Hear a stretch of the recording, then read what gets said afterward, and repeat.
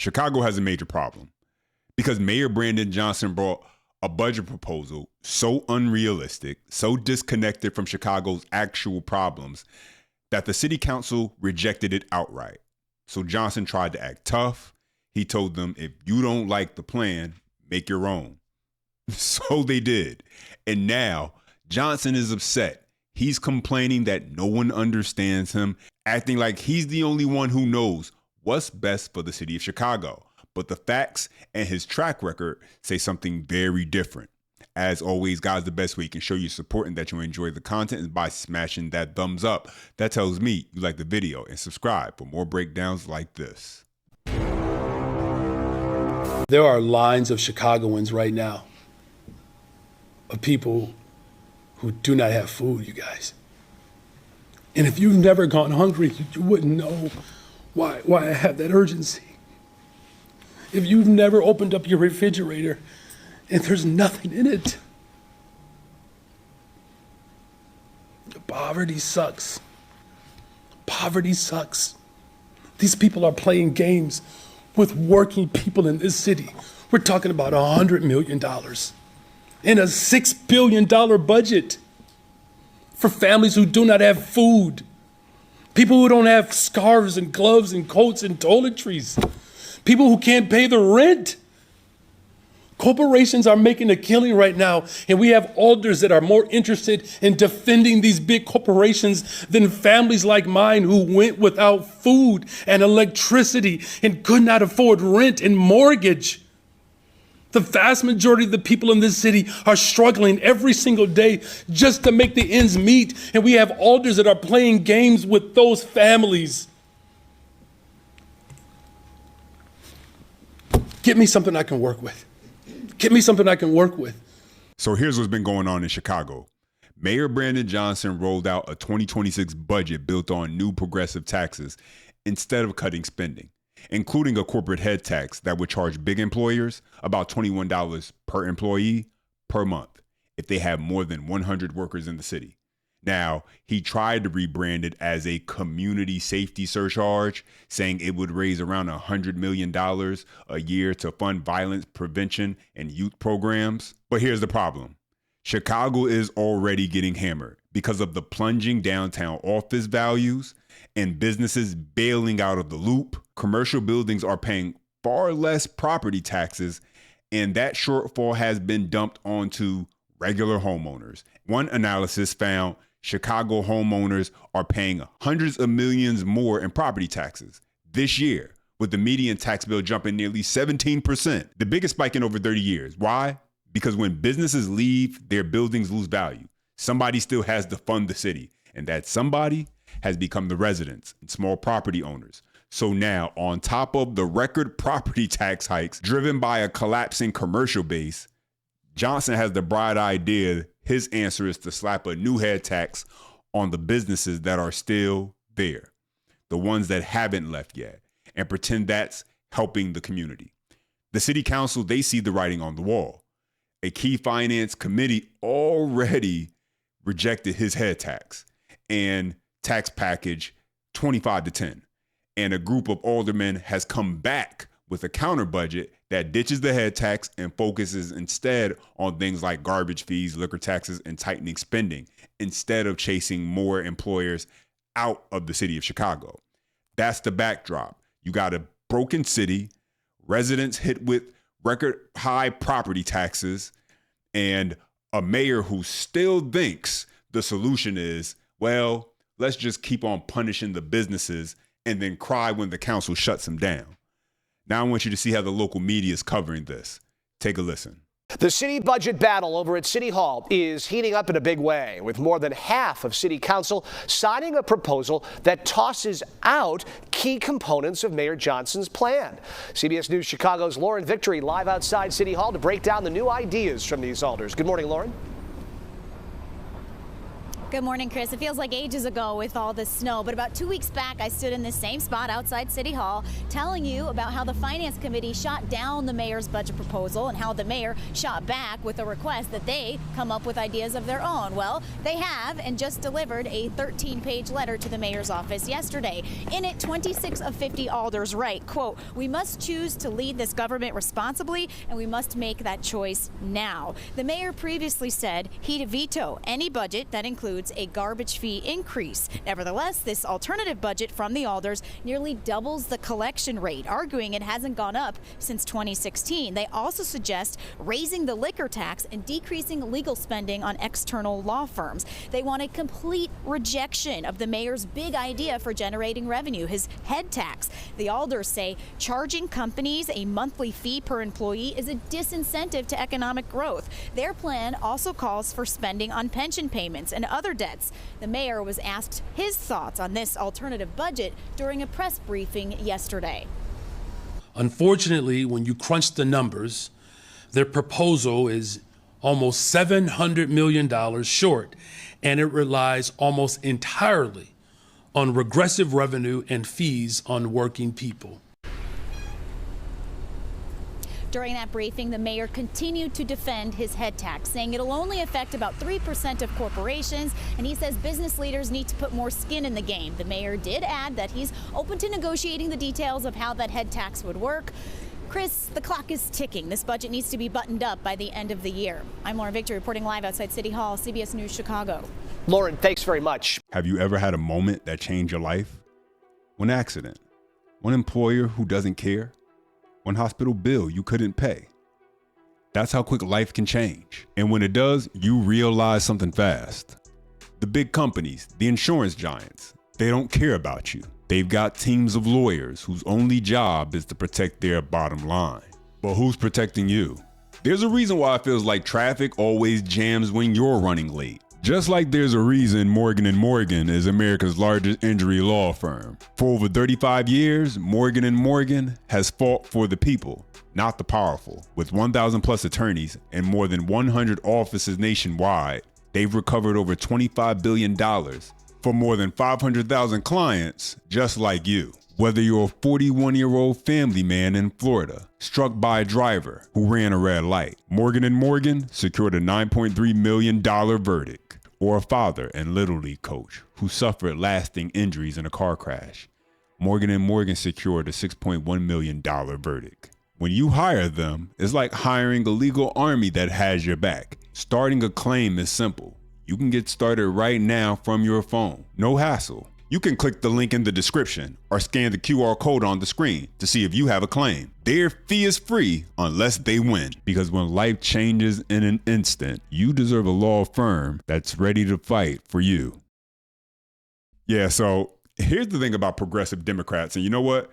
Brandon Johnson is the perfect case study, perfect example. They only know two moves: raise taxes and spend more. That's the whole playbook. Pretty easy, right? This man ran for mayor, mind you.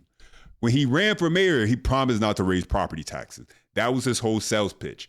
Not going to raise homeowners' property taxes. No way, no how. Then guess what? He got elected, and within a year, he floated a massive $300 million property tax increase to balance the budget. Now, the city council didn't just vote it down. They rejected it 50-0. Every single alderman said no, but so much for I'm not raising your property taxes. And now you fast forward, Chicago is staring down a $1.2 billion deficit. Businesses are leaving. Downtown office buildings are bleeding value. And regular homeowners are already getting crushed with the biggest property tax hikes in decades. And what's Brandon Johnson's big brand new idea? Well, it's not brand new, really. It's the same old playbook, like I said.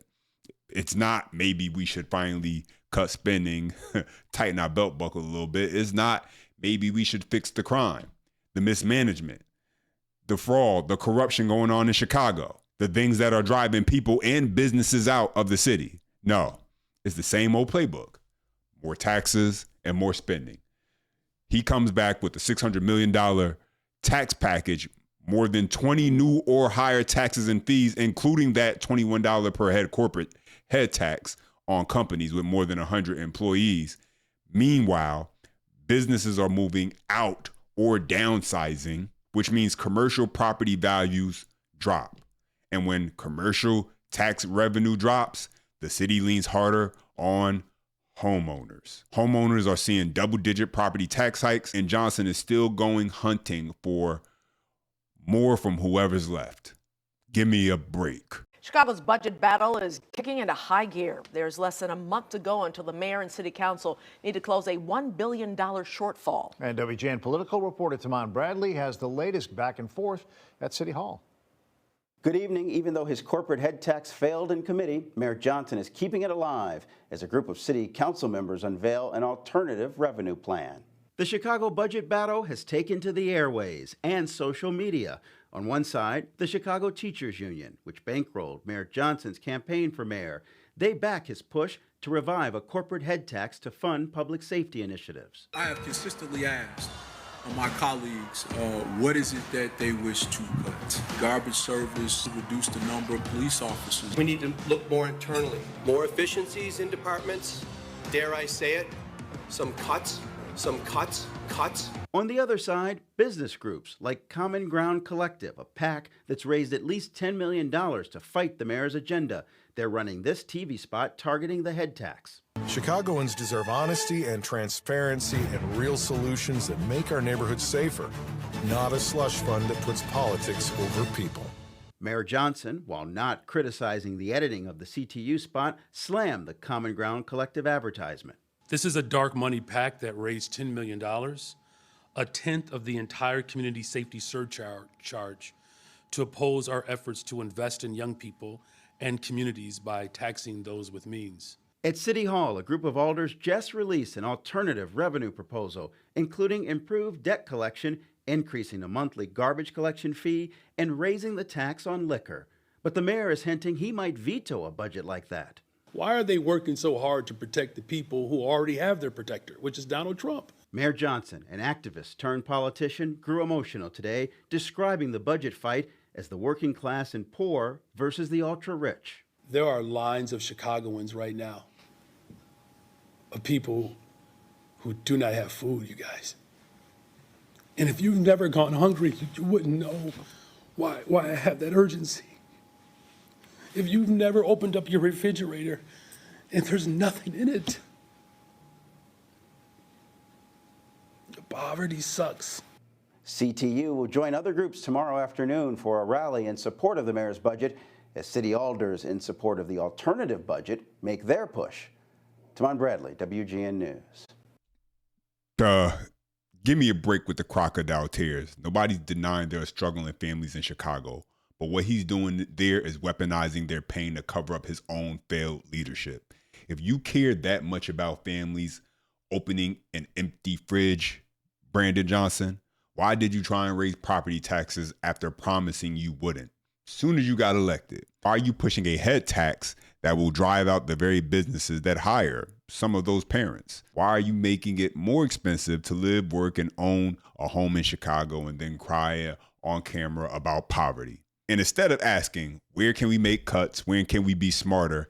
How do we make it easier to work and hire and invest? His only move is more taxes, more programs, more money. Trust me, more government dependence. But this is bigger than Brandon Johnson. This is what progressive leadership looks like in every major city when you get a progressive Democrat that runs things. Let's zoom out because Chicago is not some weird exception. It's part of a pattern. Look around the map at the cities run by the same ideology. New York, San Francisco, Los Angeles, and now what? Chicago? Different mayors, same formula. They load up the budget with every wish list item imaginable. Social programs, bloated departments, pet projects with no serious guardrails. The assumption is always, we'll just find someone to pay for it later. Let's just tax corporations, tax the rich more. Then they go soft on crime, tie the hands of the police, and then act shocked when people with money and options say, yeah, I'm out. I want no part of this. Businesses leave, higher earners leave, tax base shrinks, and when the big money leaves, then the bills don't. And so who gets squeezed? You got it. Homeowners and the small businesses, middle-class workers, the same people every time. Property taxes end up going up, fees go up, cost of everything creeps up. And instead of saying at some point, we blew it, we spent too much, let's dial it back a little bit, we need to reverse course, they double down and tax the rich. Why don't you? That's their big solution. Tax corporations. Why don't you? Hey, why not? Tax landlords, tax vacant units, tax commuters, a corporate tax head per employee.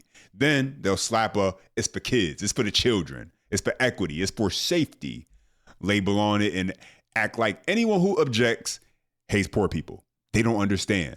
People in the middle, the folks who aren't rich but aren't broke, get crushed because they're too rich for the handouts but too poor to shrug at higher taxes and housing costs. And meanwhile, you got a mayor using families with empty fridges as emotional human shields while pushing policies that make it harder to keep a job, harder to keep businesses, and harder to keep a roof over your head. So let's call this what it is. Chicago isn't on the brink because of bad luck or forces beyond anyone's control. No, it's here because of choices, because of a style of leadership, Democrat leadership, that refuses to live in reality. Point blank, period. You got a mayor who campaigned on not raising property taxes and then tried to raise them. Go figure. Watch businesses leave and now wants to slap a head tax on the ones who stayed. You got to be freaking kidding me. Inherited a fiscal mess, and instead of cutting spending, his first instinct is to grow government and squeeze whoever is still here for even more. But listen, Brandon Johnson didn't elect himself. A lot of people in that city chose this. They heard the promises, ignored all the clear warning signs and red flags, and voted for fantasy. And now everyone, even the people who didn't vote for him, has to live with the consequences. And listen, until voters stop treating elections like a feelings contest and start voting like adults who understand cause and effect, this movie's going to keep replaying. In Chicago, New York, San Francisco, LA, and everywhere else, people keep falling for the same script. Anyway, that's my take. Now I want to hear yours. Drop your comments down below. Appreciate when you guys chime in. As always, you enjoy the content, best way to show your support, smash that thumbs up. That tells me you like the video. And subscribe for more breakdowns like this. And as always, until next time.